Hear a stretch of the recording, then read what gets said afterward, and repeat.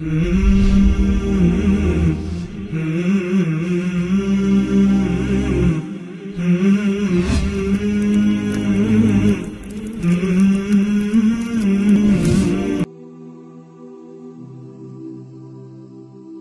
جس سال حج پر گیا وہاں ایک بوڑھا شیخ مجھے ملا اور وہ یمن کے علاقے کے عالم تھے، سفید داڑھی تھی.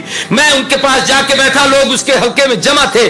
تو اس بابے سے جب گفتگو ہوئی تو اس نے مجھے کہا کہ اسی مسجد نبوی میں قاری فتح محمد صاحب پانی پتی رحمہ اللہ ایک بہت بڑے عارف اور بزرگ اللہ والے گزرے ہیں. فرمایا میں نے ان سے قرآن پڑھا تھا اور انہوں نے بتایا کہ جو اس وقت امام نماز پڑھاتا ہے یہ بھی ان کا شاگرد ہے اور وہ قاری فتح محمد پانی پتی دیوبند کا شاگرد ہے. میں اس موضوع کو لمبا نہیں چھیڑتا. تلاوت آیات کے ساتھ تعلیم کتاب کہ قرآن پاک کی معنی، مطالب اور مفہوم. میری مختصر معلومات کے مطابق اس وقت صرف مکتب دیوبند کے علماء نے جو قرآنی تفاسیر عربی، اردو اور مختلف زبانوں میں لکھی ہے ان کی تعداد 250 سے بھی زیادہ ہے. صرف صرف تفسیریں، اور ان میں کئی تفسیریں ایسی ہیں جو کئی جلدوں پر مشتمل ہیں، 20-30 جلدوں کی. بلکہ علامہ افغانی کے 10 سال کے دروس ہمارے بہاولپور کے ایک عزیز نے، ایک بزرگ نے جمع کیے جو ان کا شاگرد تھا. 10 سال کے درس سے قرآن کو اکٹھا کیا، 10 جلدیں بنی. قرآن کا صرف پہلا پاؤ مکمل ہوا. کیا علم ہے ان لوگوں کے پاس، آدمی اس کا تصور نہیں کر سکتا. تیسری چیز ہے تعلیم حکمت کہ شریعت کے احکامات اور مسائل.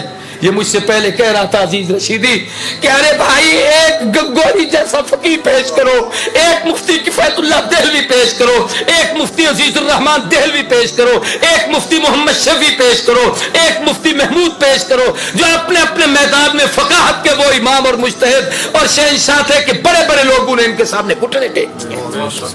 اور میں اگر اس موضوع کو چھیڑوں تو لمبی باتیں ہو جائیں گی. علم تفسیر کی خدمت کی ہے تو ان لوگوں نے، حدیث کی خدمت کی ہے تو ان لوگوں نے، فقہ کی خدمت کی ہے تو ان لوگوں نے، مدارس کا جال بچھایا ہے تو ان لوگوں نے. کسی نے حضرت شیخ الہند مولانا محمود الحسن رحمہ اللہ جو دیوبند کا سب سے پہلا شاگرد تھا، استاد بھی محمود ہے، شاگرد بھی محمود ہے. ایک چھوٹے سے انار کے درخت کے نیچے ایک استاد اور شاگرد بیٹھ کر علم کو سیکھ رہے ہیں. اور شاگرد محمود نے جب وہ محمود حسن بن گئے، علامہ زمان بنے، تو کسی نے کہا حضرت آپ کی کوئی تصنیف تو ہمارے سامنے نہیں آئی، آپ اتنے بڑے علامہ کہلاتے ہیں. فرمایا میاں میری تو ہر میدان میں تفسیر ہے، تو میری تصنیف ہے، کس میدان کی تصنیف دیکھنا چاہتے ہو، کون سی کتاب پڑھنا چاہتے ہو؟ اس نے کہا جی ہم نے تو کوئی نہیں دیکھی. فرمایا میرے قرآن کی تفسیر میں اگر کوئی تصنیف دیکھنا چاہتے ہو شبیر احمد عثمانی کو دیکھ لو، علم حدیث میں میری کوئی تصنیف دیکھنا چاہتے ہو میرے شاگرد انور شاہ کو دیکھ لو، اگر فقاہت میں میری کوئی تصنیف دیکھنا چاہتے ہو میرے عزیز الرحمان اور کفایت اللہ کو دیکھ لو. فرمایا اگر تم لوگ میری تصنیف کو دیکھنا چاہتے ہو، سیاست کے میدان میں کچھ پڑھنا چاہتے ہو میرے شاگرد عبید اللہ سندھی کو دیکھ لو، اگر تم میری تصنیف پڑھنا چاہتے ہو جناب والا تاریخ کے میدان میں مجھے کچھ دیکھنا چاہتے ہو میرے ایک ہی شاگرد تصوف کا امام اشرف علی تھانوی کو دیکھ لو، میرے اگر تم میرے تدبر اور حوصلے کو پڑھنا چاہتے ہو میرے شاگرد حسین احمد مدنی کو دیکھ لو، میری دعوت و تبلیغ کو دیکھنا چاہتے ہو میرے الیاس کو دیکھ لو. میرا ایک ایک شاگرد ایسا ہے. میں علی وجہ بصیرت کہتا ہوں تاریخ میں 2 انسان ایسے گزرے ہیں جن کی شاگردوں کی مثال دنیا میں نہ پہلے پیش ہوئی نہ قیامت تک پیش ہو سکے گی. پہلے دور میں امام اعظم نعمان ابن ثابت ابو حنیفہ امت کا وہ فقیہ اور مجتہد تھا جس کے شاگرد ایک ایک شاگرد ایسا تھا جس کی مثال دنیا نہیں دے سکی. یا دوسرا شیخ الہند مولانا محمود حسن رحمہ اللہ ہے جن کا ایک ایک شاگرد ایسا ہے جو اپنے زمانے اور اپنے فن کا امام ہے جس کی مثال دنیا میں نہیں. میں اس موضوع کو لمبا نہیں کرتا، میں مختصر بات عرض کرتا ہوں. اور تاریخ میں کہا ایک حدیث ہے بڑی عجیب، مشکات میں علماء بیٹھے ہیں، حضور نے فرمایا قرب قیامت میں یکون فی آخر الزمان امت لہم مثل اجر اولہم. آخر دور میں ایک جماعت آئے گی، وہ پہلوں کے نقش قدم پر چلے گی، ان جیسے کام کرے گی، اللہ ان پچھلوں کو ان جیسا اجر دیں گے.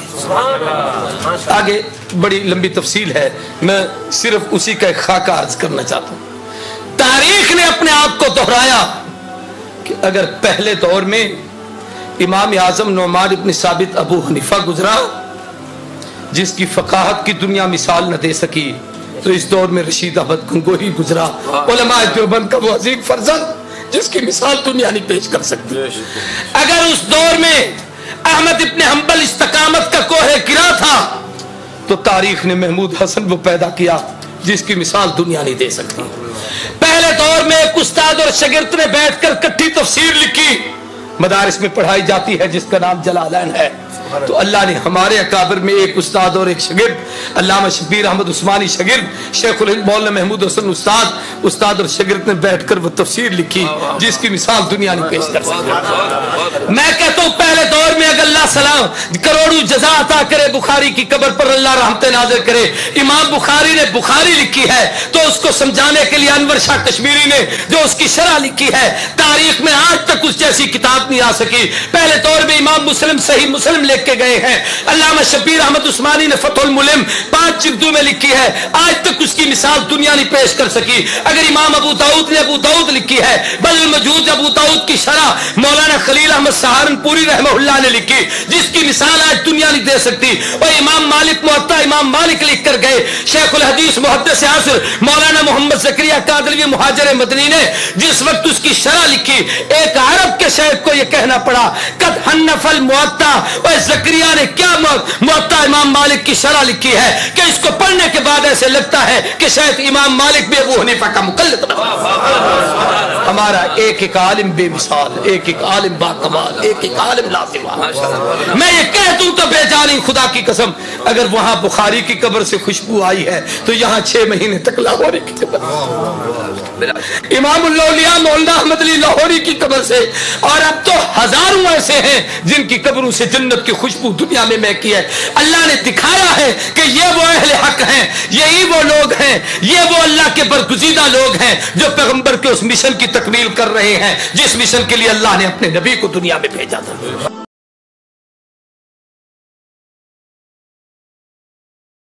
কিছু বুদ্ধিজীবীরা কয় হ্যাঁ হইলে কি হবে, সার্টিফিকেট নাই।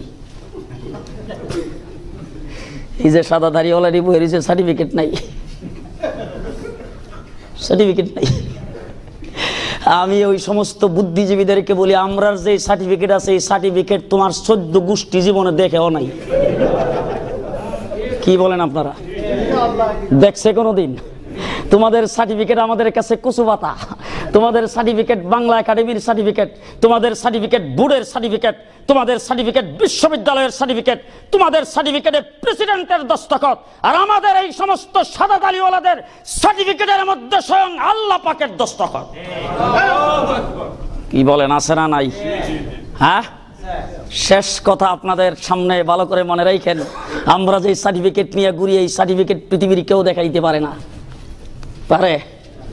আমাদের এই হুজুর, এই যে হুজুর বসা, এই হুজুর, বাকি অন্য হুজুরদের অবস্থা তো আমি জানি না, এই হুজুরেরটা কিছুটা জানি আর কি। এই হুজুরেরটাই কই, আমারটা কইলাম না। আমি হাদিসের সর্বোচ্চ কিতাব বুখারী শরীফ, যেই বুখারী শরীফের কথা শুনলেন সেই বুখারী শরীফ পড়ছি হযরত মাওলানা আশরাফউদ্দিন সাহেব শেখে বরুরা কুমিল্লা, ওনার কাছে আমি বুখারী শরীফ পড়ছি। আমার বুখারী শরীফের আরেক সনদ বাইতুল মুকাররমের খতিবের কাছ থেকে আছে হযরত মাওলানা উবাইদুল হক সাহেব রাহমাতুল্লাহি আলাইহি। আরেক সনদ হযরত এই বর্তমান হাটহাজারী মাদ্রাসার মুহতামিম আহমদ শফি সাহেবের কাছ থেকে আছে। সেই যে 3 জনের নাম কইলাম, এই 3 জন বুখারী শরীফ পড়ছেন কুতুবে আলম হুসাইন আহমদ মাদানির কাছে রাহমাতুল্লাহি আলাইহি। সকলে বলেন রাহমাতুল্লাহি আলাইহি। এই হুজুর বুখারী শরীফ আমার মনে হয় সম্ভবত পড়েছেন প্রিন্সিপাল হেদায়েতুল্লাহ সাহেবের কাছে। প্রিন্সিপাল হেদায়েতুল্লাহ সাহেব বুখারী শরীফ পড়েছেন কুতুবে আলম হুসাইন আহমদ মাদানির কাছে। কুতুবে আলম হুসাইন আহমদ মাদানি, তার উস্তাদ হলেন শাইখুল আরবে ওয়াল আজম শাইখুল হিন্দ মাহমুদুল হাসান দেওবন্দি। মাহমুদুল হাসান দেওবন্দির উস্তাদ হলেন কাসেম নানতুবি রহমতুল্লাহি আলাইহি। কাসেম নানতুবি রহমতুল্লাহি এর উস্তাদ হলেন শেখ আব্দুল গনি। শেখ আব্দুল গনি রহমতুল্লাহি এর উস্তাদ হলেন শেখ ইসহাক। শেখ ইসহাক রহমতুল্লাহি এর উস্তাদ হলেন শেখ আব্দুল আজিজ মুহাদ্দিস দেহলভী। শেখ আব্দুল আজিজ মুহাদ্দিস দেহলভী রহমতুল্লাহি এর উস্তাদ হলেন শেখ ওলিউল্লাহ মুহাদ্দিস দেহলভী রহমতুল্লাহি আলাইহি। যে ওলিউল্লাহ মুহাদ্দিস দেহলভী রহমতুল্লাহি আলাইহি সর্বপ্রথম ভারত উপমহাদেশে হাদিসের 10 শুরু করেছেন, যে ওলিউল্লাহ মুহাদ্দিস দেহলভী রহমতুল্লাহি আলাইহি সর্বপ্রথম কোরআনে কারীমের ফার্সি ভাষায় তরজমা করেছেন, যে ওলিউল্লাহ মুহাদ্দিস দেহলভী রহমতুল্লাহি আলাইহির পরিবার সর্বপ্রথম কোরআনে কারীমের তাফসীরে আজিজ লিখেছেন, শাহ আব্দুল আজিজ মুহাদ্দিস দেহলভী রহমতুল্লাহ আলাই, যে অলিউল্লাহ মুহাদ্দিস দেহলভী রহমতুল্লাহ আলাইহির ছেলে শাহ রফিউদ্দিন, শাহ আব্দুল কাদের, দুই ছেলে মিলে সর্বপ্রথম কোরআনে কারিমের উর্দু ভাষায় তর্জমা লিখেছেন। ও মুসলমানেরা, শাহ অলিউল্লাহ মুহাদ্দিস দেহলভী রহমতুল্লাহ আলাইকে 4টা সন্তান দিয়েছিলেন আল্লাহ পাক।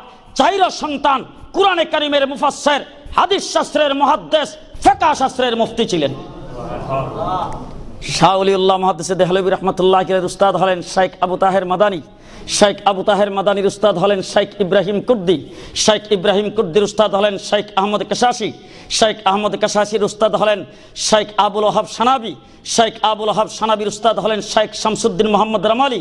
শেখ শামসুদ্দিন মোহাম্মদ রামালির উস্তাদ হলেন শেখ আহমদ জাকারিয়া আনসারি। শেখ আহমদ জাকারিয়া আনসারির উস্তাদ হলেন শেখ আবুল ওহাব সানাবি। শেখ আবুল ওহাব সানাবির উস্তাদ হলেন শেখ জাইনুদ্দিন তানুখি। শেখ জাইনুদ্দিন তানুখির উস্তাদ হলেন শেখ আবুল আব্বাস আহমদ হাজ্জার। শেখ আবুল আব্বাস আহমদ হাজ্জার উস্তাদ হলেন শেখ সিরাজউদ্দিন হাম্বলি জুবাইদি। শেখ সিরাজউদ্দিন হাম্বলি জুবাইদির উস্তাদ হলেন শেখ আব্দুল আব্বাল হারবি।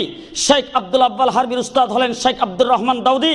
শেখ আব্দুর রহমান দাউদির উস্তাদ হলেন শেখ আবু মোহাম্মদ আবদুল্লাহ সুরাকসি। শেখ আবু মোহাম্মদ আবদুল্লাহ সুরাকসির উস্তাদ হলেন শেখ আবু আবদুল্লাহ মোহাম্মদ আল ফরওয়ারি। শেখ আবু আবদুল্লাহ মোহাম্মদ আল ফরওয়ারির উস্তাদ হলেন শেখ ইমাম বুখারী রাহমাতুল্লাহ আলাইহি। ইমাম বুখারী রাহমাতুল্লাহ আলাইহির উস্তাদ হলেন শেখ হাম্মাদ। শেখ হাম্মাদের উস্তাদ হলেন আমিরুল মুমিনিন ফিল হাদিস হযরত আব্দুল্লাহ ইবনে মুবারক। হযরত আব্দুল্লাহ ইবনে মুবারকের উস্তাদ হলেন ইমামে আজম আবু হানিফা রাহমাতুল্লাহ আলাইহি। আবু হানিফা রাহমাতুল্লাহ আলাইহির উস্তাদ হলেন আনাস ইবনে মালিক। আনাস ইবনে মালিকের উস্তাদ হলেন আল্লাহর নবীর সাহাবী হযরত আব্দুল্লাহ ইবনে মাসউদ।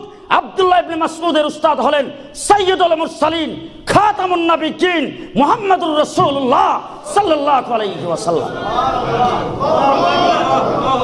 আমাদের সার্টিফিকেট মদিনার রওজা পর্যন্ত আছে। জি জি। এবার আল্লাহর নবী তো শিক্ষা করছে ঢাকা ইউনিভার্সিটিতে, অক্সফোর্ড, জি, কেমব্রিজে, কোথায়? ওয়ামা ইয়ানতিকু আনিল হাওয়া ইন হুয়া ইল্লা ওয়াহয়ুন ইউহা। মুসলমান,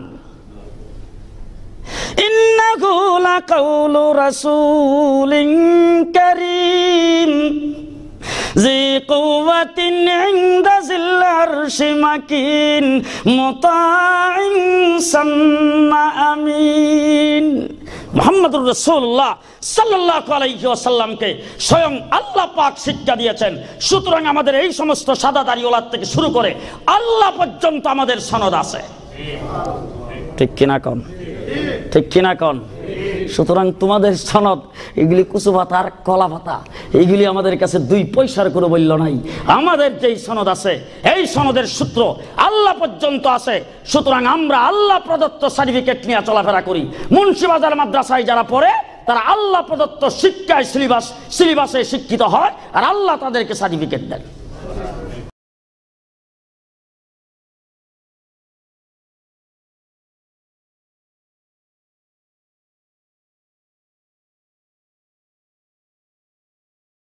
বজাইতেছে, আমরা নিয়মতান্ত্রিক ভাবে সাড়া পাচ্ছি, সেখানে গিয়ে আমরা বিতর্কের জন্য প্রস্তুত, কিন্তু এই পর্যন্ত তারা আমাদের সঙ্গে বলতে রাজি না।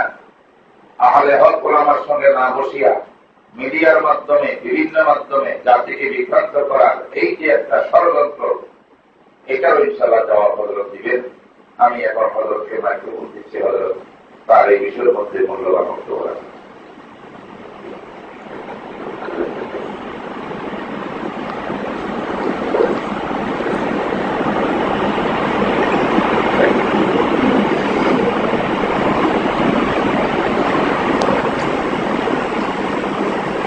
نحمده ونصلي على رسوله الكريم أما بعد فأعوذ بالله من الشيطان الرجيم بسم الله الرحمن الرحيم من يشاقق الرسول من بعد ما تبين له الهدى يتبع غير سبيل المؤمنين نوله ما تولى ونصليه جهنم وساءت مصيرا। وقال رسول الله صلى الله عليه وسلم يحمل هذا العلم من كل خلف عدوله ينفون عنه تحريف الغالين وانتحال المبطلين وتاويل الجاهلين أو كما قال عليه الصلاة والسلام। হযরত উলামায়ে কেরাম, আমার প্রিয় ছাত্র ভাইয়েরা ও সম্মানিত শ্রোতা মণ্ডলী, পবিত্র রমজান মাস চলছে। রমজান মাস রহমতের মাস, বরকতের মাস, মাগফিরাতের মাস, জাহান্নাম থেকে নাজাতের মাস। রমজান মাসের যত ফজিলত আছে এর মধ্যে সবচেয়ে বড় ফজিলতটার বিবরণ পবিত্র কোরআনে আল্লাহ দিয়েছে, আর অন্যান্য ফজিলতের বিবরণ হাদিস শরীফে, বিভিন্ন হাদিসে রাসূল করিম সাল্লাল্লাহু আলাইহি ওয়াসাল্লাম দিয়েছেন। আল্লাহ পবিত্র কোরআনে রমজানের যে বিবরণটি দিয়েছেন রমজানের ফজিলত সম্পর্কে, সেটাই রমজানের সবচেয়ে বড় ফজিলত। সেটা হলো শাহরু রমাদান আল্লাযী উনজিলা ফীহিল কুরআন। মর্মার্থ হলো রমজান মাস কুরআন নাজিলের মাস। এ মাসে যে আল্লাহ বিশেষ ব্যাখ্যা মতে কুরআন নাজিল করেছেন, এটাই এ মাসের সবচেয়ে বড় ফজিলত। হাদিস শরীফে রাসূল করিম সাল্লাল্লাহু আলাইহি ওয়াসাল্লাম বলেন, যে ব্যক্তি রমজান মাসের রাতের বেলার কিয়াম যাকে বলা হয়, অর্থাৎ রাতের বেলার তারাবিহের নামাজ, যে ব্যক্তি ঈমানের সাথে, ইহতিসাবের সাথে, ইয়াকিনের সাথে পড়ে, রাসূল করিম সাল্লাল্লাহু আলাইহি ওয়াসাল্লাম বলেন তার অতীত জীবনের সমস্ত গুনাহ মাফ করে দেওয়া হবে। এই রমজান মাসের রাতের বেলার কিয়াম সম্পর্কে অন্য হাদিসে রাসূল করিম সাল্লাল্লাহু আলাইহি ওয়াসাল্লাম বলেন,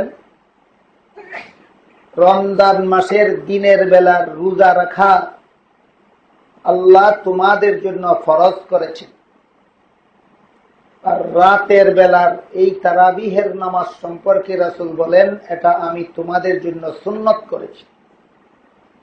অর্থাৎ রমজান মাসের বিশেষ আমলেই মাত্র দুইটা, একটা দিনের বেলার রোজা আর একটা রাতের বেলার তারাবিহের নামাজ। তাহাজ্জুদের নামাজ 12 মাসেই পড়া যায়,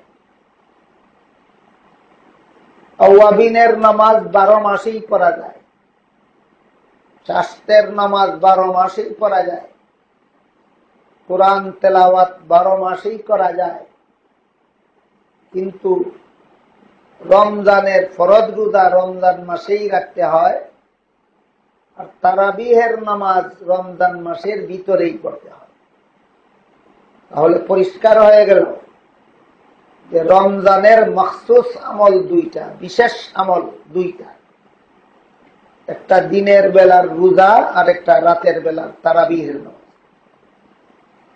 দিনের বেলার রোজা আল্লাহর রাসূল বলেন তোমাদের জন্য আল্লাহ ফরজ করেছে। আল্লাহ বলেন, ইয়া আইয়ুহাল্লাযীনা আমানু কুতিবা আলাইকুমুস সিয়াম, অর্থাৎ হে ঈমানদারগণ তোমাদের জন্য রোজা ফরজ করা হলো। আর রাতের বেলার তারাবিহের নামাজ এটা রাসূল আমাদের জন্য সুন্নত করেছেন। এই যে রাতের বেলার তারাবিহের নামাজ সুন্নত, এটা কত রাকাত সুন্নত, তারাবিহের নামাজ কত রাকাত, কিভাবে পড়া সুন্নত, এটা আজ প্রায় ১৫০০ বৎসর যাবৎ মুসলমান উম্মতের মধ্যে প্রায় সিদ্ধান্তকৃত একটা ব্যাপার। যেহেতু এই ব্যাপারে বিভিন্ন হাদিস আছে এবং সবগুলি হাদিসের বিবরণ সুস্পষ্টভাবে সুনির্দিষ্টভাবে একরকমের নয়, বিভিন্ন হাদিসে বিভিন্ন রকমের বিবরণ পাওয়া যায়। তাই সবগুলি হাদিসের বিবরণ সামনে রেখে মুহাদ্দিসিনে কেরাম এবং ফুকাহায়ে কেরাম বহু আলোচনা পর্যালোচনা ক্রমে একটা সিদ্ধান্ত দিয়েছেন। এই সিদ্ধান্ত ১৫০০ বছরের উম্মতে মুসলিমা মেনে এসেছে, চলে এসেছে। এই আমল উম্মতের মধ্যে চালু আছে রাসূল করিম সাল্লাল্লাহু আলাইহি ওয়াসাল্লাম থেকে নিয়ে, তার খুলাফায়ে রাশিদিন থেকে নিয়ে, সাহাবায়ে কেরাম, তাবেঈন, তাবে তাবেঈন, আইম্মায়ে মুজতাহিদিন, সালাফে সালেহিন থেকে নিয়ে বর্তমান যুগ পর্যন্ত সর্বযুগের সমস্ত মুসলিম উম্মাহ রাসূলের হাদিসগুলির আলোকে ফুকাহাগণ যে সিদ্ধান্ত দিয়েছেন, সেই সিদ্ধান্ত সর্বযুগের মুসলিম উম্মাহ আমল করে এসেছে। কোন রকমের দ্বন্দ্ব নাই, কোন রকমের কুন্দল নাই, কোন রকমের বিতর্ক নাই। কিন্তু হঠাৎ করে আজকাল দেখা যাচ্ছে কিছু লোক এই তারাবিহের নামাজ নিয়ে বিতর্ক সৃষ্টি করছে। তারাবিহের নামাজ নিয়ে বিতর্ক করার জন্য তারা কোন হাদিস উল্লেখ করে আর কোন হাদিস উল্লেখ করে না। এটা হলো বিতর্ক সৃষ্টি করার একটা অপকৌশল। যেমন এক হাদিসে উল্লেখ আছে রাসূল করিম সাল্লাল্লাহু আলাইহি ওয়াসাল্লাম রমজান মাসে যে নামাজগুলি পড়তেন রাতের বেলা, এশার নামাজের পর আর ফজরের নামাজের আগে রাতে যে নামাজগুলি পড়া হয়, এইগুলিকে হাদিসের ভাষায় সলাতুল লাইল বলা হয়। হাদিসে এইগুলিকে সলাতুল লাইল বলা হয়, রাতের নামাজ। রাসূল করিম সাল্লাল্লাহু আলাইহি ওয়াসাল্লাম রাতের নামাজ কত রাকাত পড়তেন এবং কখন কত রাকাত পড়তেন, এই ব্যাপারে বিভিন্ন বিবরণ হাদিসে আছে। এর মধ্যে সহিহ বুখারী শরীফের এক বিবরণে উল্লেখ আছে আল্লাহর রাসূল সাল্লাল্লাহু আলাইহি ওয়াসাল্লাম রমজান এবং রমজান ছাড়াও অন্য সময়েও এই রাতের নামাজটা 11 রাকাতের বেশি পড়তেন না। এই হাদিসটাকে পুঁজি করে বর্তমান দুনিয়ার সবচেয়ে বড় ফিতনাবাজ লামাযহাবীরা একটা নূতন ভ্রান্ত মতবাদের সূত্রপাত করতে চায় যে এই 11 রাকাতের বেশি যে রাসূল পড়তেন না, এর দ্বারা তারা প্রমাণ করতে চায় যে তারাবিহের নামাজ 20 রাকাত নয়, 8 রাকাত। এই হাদিস সম্পর্কে আলোচনা একটু বিস্তারিত ভাবে আমি একটু পরেই করতে চাই।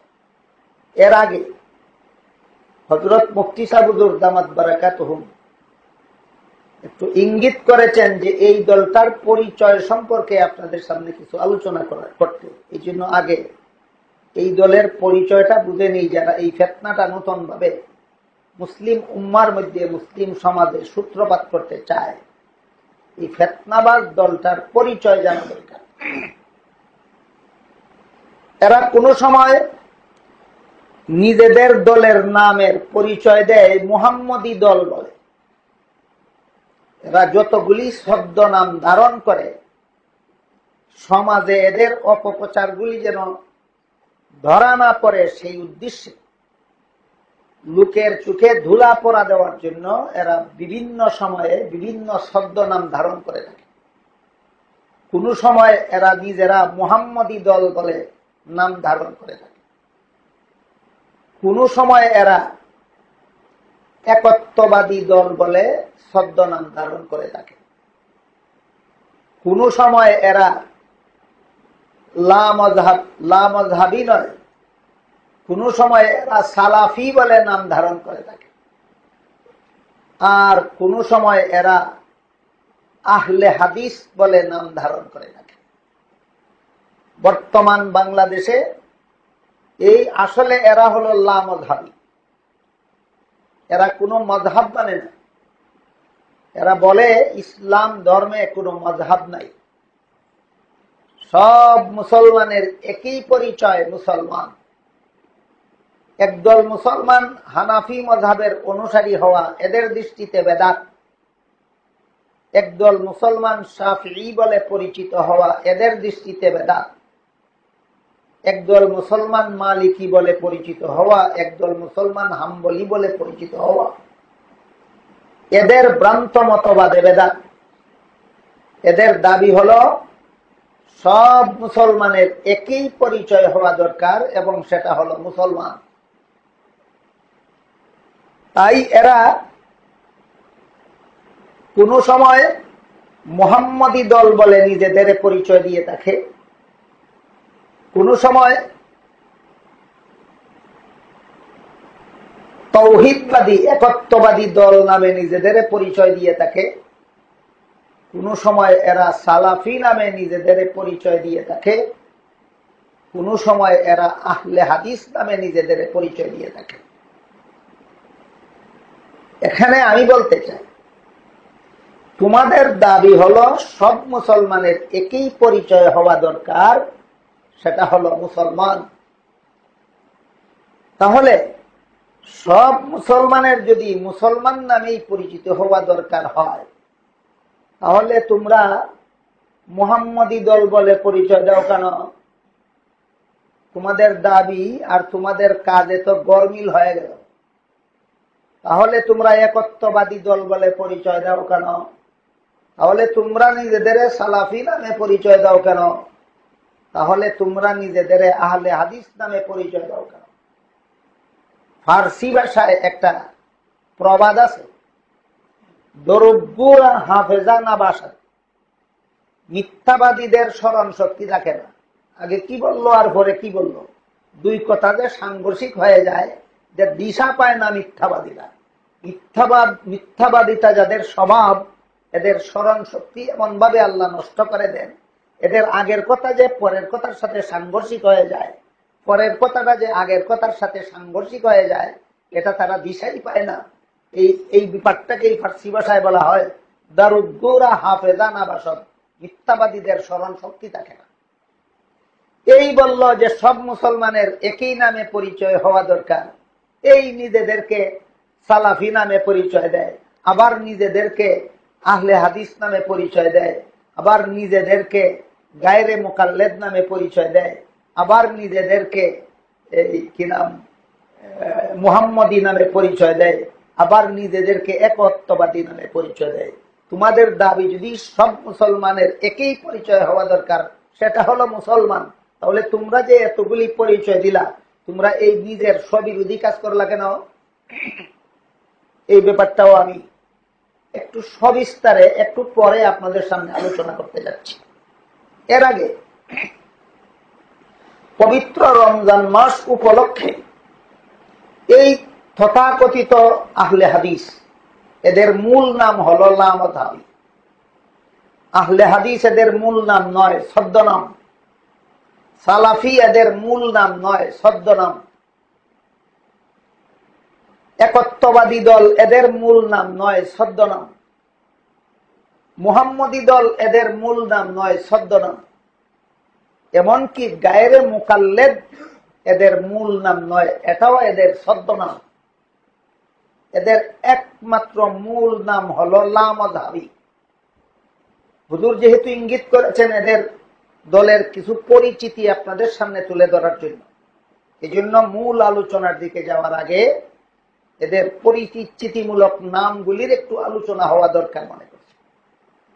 এই জন্য আমরা সদা সর্বদা মনে রাখি, এই ফিতনাবাজ দলটার মূল নাম হলো লামযহাবী। লামযহাবী অর্থ নিশ্চয় উলামায়ে কেরাম তো জানেন, মাদ্রাসার উপরের ক্লাসের ছাত্রদেরও বোঝার কথা। মাযহাব শব্দের অর্থ পথ, মাযহাবী অর্থ যার পথ আছে। লা মযহাবী অর্থ যার পথ নাই। কিসের পথ আছে, কিসের পথ নাই? কুরআন হাদিস সঠিকভাবে মানার পথ আছে যাদের মযহাব আছে, আর যাদের মযহাব নাই, লা মযহাবী, এদের জন্য কুরআন হাদিস সঠিকভাবে মানার পথ নাই। গেল মযহাবী আর লা মযহাবী কথার এক অর্থ। মযহাবী অর্থ যাদের পথ আছে, লা মযহাবী অর্থ যাদের পথ নাই। কিসের পথ আছে, কিসের পথ নাই? কুরআন হাদিস মানার পথ আছে, আর কুরআন হাদিস মানার পথ নাই। কুরআন হাদিস মানার পথ যাদের আছে তারা মযহাবী, আর কুরআন হাদিস মানার পথ যাদের নাই তারা লা মযহাবী। আর কুরআন হাদিস মানার পথ যাদের আছে তাদের এই জান্নাতে যাওয়ার পথ আছে। কুরআন হাদিস মানার পথ যাদের নাই তাদের জান্নাতে যাওয়ার পথ নাই। সুতরাং মযহাবী আর লা মযহাবী কথার দ্বিতীয় মর্মার্থ, মযহাবী অর্থ যাদের পথ আছে জান্নাতে যাওয়ার, লা মযহাবী অর্থ যাদের পথ নাই জান্নাতে যাওয়ার। প্রাথমিকভাবে কুরআন হাদিস মানার পথ নাই, চূড়ান্তভাবে জান্নাতে যাওয়ার পথ নাই। মযহাবীদের প্রাথমিকভাবে কুরআন হাদিস মানার পথ আছে, চূড়ান্তভাবে জান্নাতে যাওয়ার পথ আছে। এই লা মযহাবী হলো এদের আসল নাম, আর বাকি সবগুলি ছদ্মনাম। ছদ্মনামগুলি কোন ছদ্মনামটা কোন সময় কোন কুমতলবে ধারণ করেছিল তার ইতিহাস অনেক লম্বা। আপনারা হয়তো জানেন, সিলেট শহরের দরগা মাদ্রাসার পক্ষ থেকে আল কাসেম নামে একটা মাসিক পত্রিকা বের হয়। সেই পত্রিকায় আমি এই ব্যাপারে ধারাবাহিকভাবে লিখতেছি। আমার লেখাটার শিরোনাম হলো কুরআন হাদিস থাকতে মযহাব কেন। এই শিরোনামে ধারাবাহিকভাবে সিলেট দরগা মাদ্রাসা থেকে প্রকাশিত আল কাসিম পত্রিকায় আমার লেখা প্রকাশ হচ্ছে। সেখানে ওই লিখনীতে আমি মুহাম্মদী নাম এরা কখন ধারণ করেছিল, কোন অপকৌশল হিসাবে, একত্ববাদী নাম এরা কখন ধারণ করেছিল, কোন অপকৌশলে, সালাফি নাম এরা কখন ধারণ করেছিল, কোন অপকৌশলে, আহলে হাদিস নাম এরা কখন ধারণ করেছিল, কোন অপকৌশলে, সবগুলি সবিস্তারে আমি ধারাবাহিকভাবে লিখে যাচ্ছি। যারা বিস্তারিত জানতে চান তারা ওই পত্রিকায় দেখে নিতে পারেন। আজকের মতো আপাতত শুধু এদের আহলে হাদিস নামটা সম্পর্কে সামান্য একটু আলোচনা করছি। আহলে হাদিস কথাটা মুসলমান সমাজে দুইটা অর্থে প্রচলিত। আহলে হাদিস কথার একটা অর্থ হলো হাদিস চর্চাকারী। হাদিসের চর্চায় যারা লিপ্ত থাকেন তাদেরকে হাদিস চর্চাকারীদের পরিভাষায় আহলে হাদিস বলা হয়। এবং হাদিসের চর্চা বলতে কি বোঝায়? এক হাদিসে রাসূল করিম সাল্লাল্লাহু আলাইহি ওয়াসাল্লাম বলেন, নাযযারাল্লাহু ইমরাআন সামিয়া মাকালাতি ফাহাফিজাহা ওয়া ওয়াআহা সুম্মা আদ্দাহা কামা সামিআ ফারুব্বা হামিলি ফাকহিন ইলা গায়রি ফাকিহিন ওয়া রুব্বা হামিলি ফাকহিন ইলা মান হুয়া আফকাহু মিনহু আও কামা ক্বালা আলাইহিস সালাতু ওয়াস সালাম। বিভিন্ন রিওয়ায়াতে শব্দের সামান্য তারতম্যে এই হাদিসটা উল্লেখিত আছে। এই হাদিসের দ্বারা পরিষ্কার হয়ে গেল আল্লাহর রাসূল সাল্লাল্লাহু আলাইহি ওয়াসাল্লাম 4 গুণ বিশিষ্ট লোকের জন্য একটা সুসংবাদ প্রদান করেছে। রাসূল বলেন, নাযযারাল্লাহু ইমরাআন, ওই লোককে, ওই লোকের চেহারাকে আল্লাহ উজ্জ্বল করে দিন, অর্থাৎ ওই লোকটাকে আল্লাহ খুশি করে দিবেন, আনন্দিত করে দেবেন। কোন লোকটাকে? যে লোকটা পরবর্তী অংশে উল্লিখিত 4টা কাজ করবে। সামিয়া মাকালাতি, আমার কথা শুনবে, অর্থাৎ আমার হাদিস শিখবে। ফাহাফিজাহা, এরপর আমার হাদিস সে হেফাজত করে রাখবে। হেফাজত করে রাখার পদ্ধতি দুইটা, হয়তো মুখস্থ করে হেফাজত করবে, আর না হয় লিপিবদ্ধ করে হেফাজত করবে। এটা হলো হাদিস চর্চাকারীর দ্বিতীয় গুণ। হাফিজাহা তৃতীয় গুণ হলো ওয়াওয়াহা, বিনষ্ট হতে দেবে না। অর্থাৎ যদি মুখস্থ করে হাদিস হেফাজত করে তাকে, তাহলে মুখস্থ করাটা ভুলবে না, আর যদি লিপিবদ্ধ করে হেফাজত করে তাকে, তাহলে লেখাটা বিনষ্ট হতে দেবে না। এটা হলো হাদিস চর্চাকারীর তৃতীয় গুণ। চতুর্থ গুণ হলো ওয়া আদ্দাহা কামা সামিয়া, রাসূলের হাদিস যেমনটা শিখেছিল, যেমনটা হেফাজত করেছিল, যেমনটা সংরক্ষণ করেছিল, তেমনটাই অপরের কাছে পৌঁছে দেবে। সুতরাং এই 4 গুণ বিশিষ্ট হাদিস চর্চাকারীগণকে মুহাদ্দিসিনের পরিভাষায় আহলে হাদিস বলা হয়। 1 নম্বর রাসূলের হাদিস শিখবে, 2 নম্বর রাসূলের হাদিস সংরক্ষণ করবে, 3 নম্বর রাসূলের হাদিস বিনষ্ট হতে দেবে না, 4 নম্বর রাসূলের হাদিস অপরকে শিখাবে। এই 4 গুণের একটাও বর্তমান লামাযহাবীদের কাছে নাই। সুতরাং এদের আহলে হাদিস নাম ধারণ করাটা শুধুমাত্র ধোঁকা ছাড়া আর কিছু নয়। এই গেল আহলে হাদিস কথার প্রচলিত একটা অর্থ। হাদিস চর্চাকারীগণের পরিভাষায় এই 4 গুণ বিশিষ্ট লোককে আহলে হাদিস বলা হয়, যে 4 গুণের একটা গুণও বর্তমান সমাজের লামাযহাবীদের কাছে নাই। কাজেই এদের আহলে হাদিস নাম ধারণ করাটা ধোঁকা ছাড়া, প্রতারণা ছাড়া আর কিছু না।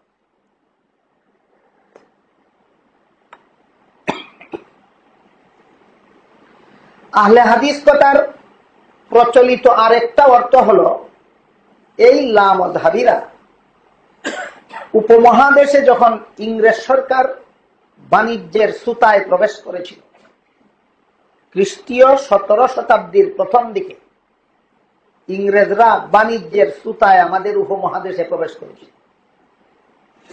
প্রবেশ করে পরবর্তী 1 শতাব্দীর ভিতরে সারা উপমহাদেশের শাসন ক্ষমতা ইংরেজরা জবরদখল করে নিয়ে গেছে।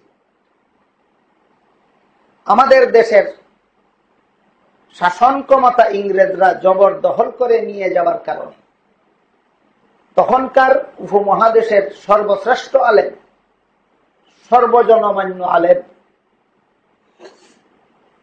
আল্লামা শাহ আব্দুল আজিজ মুহাদ্দিসে দেহলভী রহমাতুল্লাহি আলাইহি একটা ঐতিহাসিক বিপ্লবী ফতোয়া জারি করলেন। সেটা হলো, ইংরেজদের হাত থেকে আমাদের স্বাধীনতা পুনরুদ্ধার করার জন্য ইংরেজ সরকারের বিরুদ্ধে জেহাদ না করে কোন মুসলমানের জন্য, উপমহাদেশের কোন মুসলমানের জন্য বেঁচে থাকা হালাল নয়। এই জন্য ঐতিহাসিকগণ তার এই ফতোয়াটাকে ঐতিহাসিক ফতোয়া নামে, ঐতিহাসিক বিপ্লবী ফতোয়া নামে আখ্যায়িত করেছে। তিনি যখন ফতোয়া দিলেন যে ইংরেজ সরকারের হাত থেকে আমাদের দেশের স্বাধীনতা উদ্ধার করার জন্য মুক্তিযুদ্ধ না করে, জেহাদে অংশগ্রহণ না করে কোন মুসলমানের জন্য বেঁচে থাকা হালাল নয়, তখনকার উপমহাদেশের 10 কোটি মুসলমান একসাথে এই ফতোয়া অনুসারে দেশের স্বাধীনতা পুনরুদ্ধারের জন্য ইংরেজ সরকারের বিরুদ্ধে মুক্তিযুদ্ধে ঝাঁপিয়ে পড়ে। তখনকার একজন ইংরেজ ঐতিহাসিক ছিল, তার নাম ছিল উইলিয়াম উইলসন হান্টার, সংক্ষেপে বলা হয় W.W. হান্টার। W.W. হান্টার তার এক বিকৃত ইতিহাস গ্রন্থের নাম দি ইন্ডিয়ান মুসলমানস।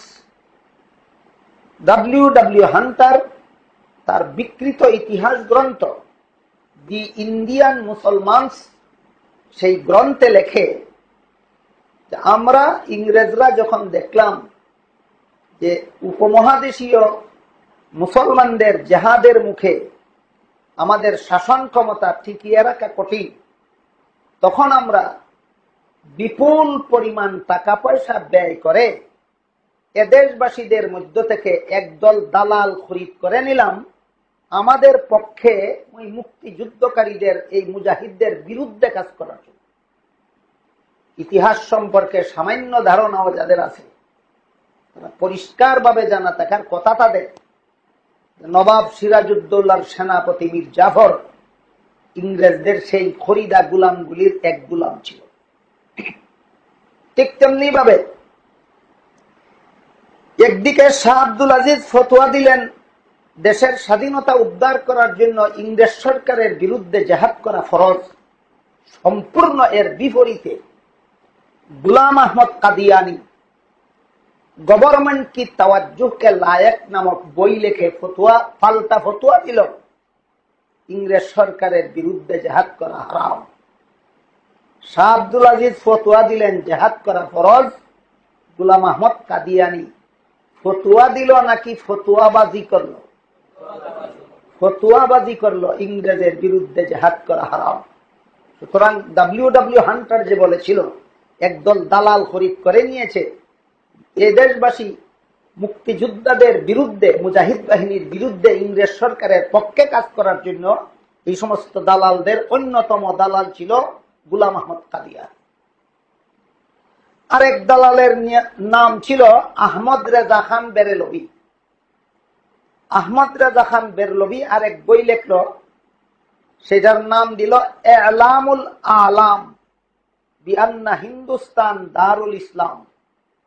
এই বইয়ে আহমদ রেজা খানও ফতোয়াবাজি করলো ইংরেজ সরকারের বিরুদ্ধে জেহাদ করা হারাম।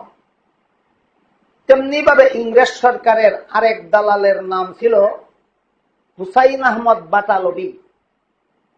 হুসাইন আহমদ বাটালভি এক বই লেখল, তার নাম মাসাইলুল ইকতিসাদ ফি হুকমিল জিহাদ। এই নামে বই লেখল হুসাইন আহমদ বাটালভি। সে এই বইয়ের মধ্যে পাল্টা ফতোয়াবাজি করলো ইংরেজ সরকারের বিরুদ্ধে জেহাদ করা হারাম। পরিষ্কার হয়ে গেল গুলাম আহমদ কাদিয়ানি যেভাবে ইংরেজের দালাল ছিল, আহমদ রেজা খান বেরলভি যেমন ভাবে ইংরেজের দালাল ছিল, তেমনি ভাবে হুসাইন আহমদ বাটালভিও ইংরেজের দালাল ছিল। সে ইংরেজ সরকারের কাছে লিখিতভাবে আবেদন করল যে আমরা ইংরেজ সরকারের বিরোধী নই, ইংরেজ সরকার তাদের বিরোধীদেরকে ওয়াহাবি বলে, আমরা যেহেতু ইংরেজ সরকারের পক্ষপাতী তাই আমাদেরকে ওয়াহাবি নাম না দিয়ে আমাদের জন্য আহলে হাদিস নামটা সরকারিভাবে বরাদ্দ করা হোক। হুসাইন আহমদ বাটালভি ইংরেজের দালাল ইংরেজ সরকারের কাছে দরখাস্ত করে এই আহলে হাদিস নামটা রেজিস্ট্রেশন করে নিয়েছে। এই হইল এই লামাযহাবীদের আহলে হাদিস নাম ধারণ করার এই হলো নেপথ্য কাহিনী। বিষয়টা এদের বিভিন্ন নাম ধারণ করার নেপথ্য কাহিনী সবিস্তারে আমি সেই পত্রিকায় ধারাবাহিকভাবে লিখতেছি। কোরআন হাদিস থাকতে মযহাব কেন, আপনারা বিস্তারিত জানতে চাইলে সেখানে দেখে নিতে পারেন। এছাড়া হুজুরের লেখা লামাযহাবীদের ব্যাপারে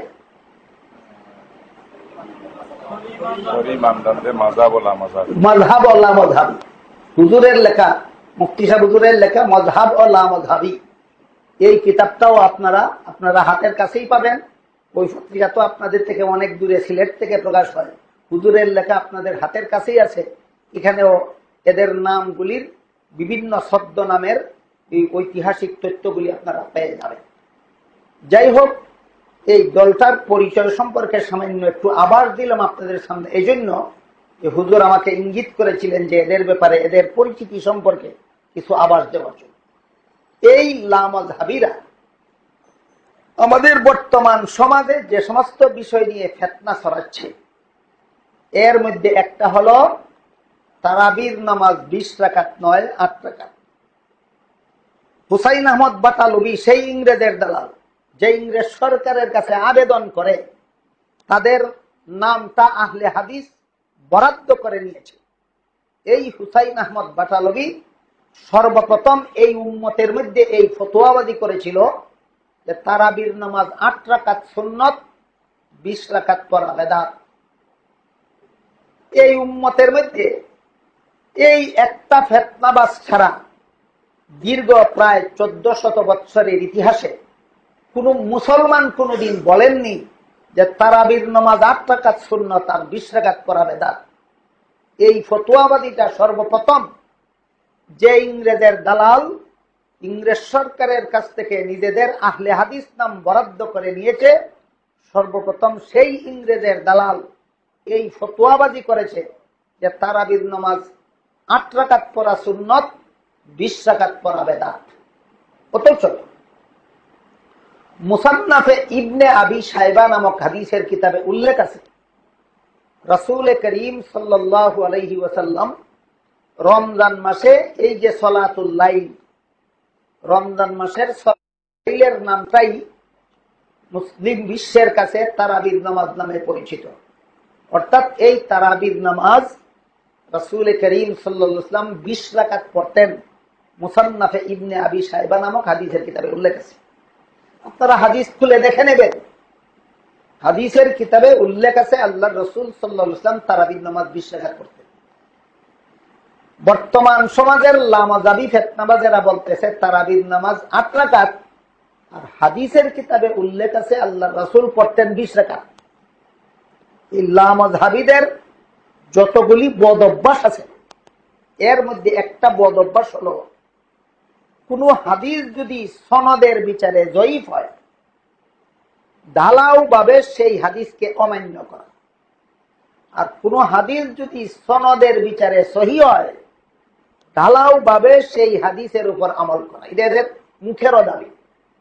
বর্তমান লামাযহাবী তথাকথিত নামদারি আহলে হাদিস লামাযহাবীদের যত ভ্রান্ত মতবাদ আছে এর মধ্যে একটা ভ্রান্ত মতবাদ হলো হাদিস জয়ীফ হলেই আর মানা যাবে না, আর হাদিস সহি হলেই মানতে হবে। দুটোটা গুমরাহি।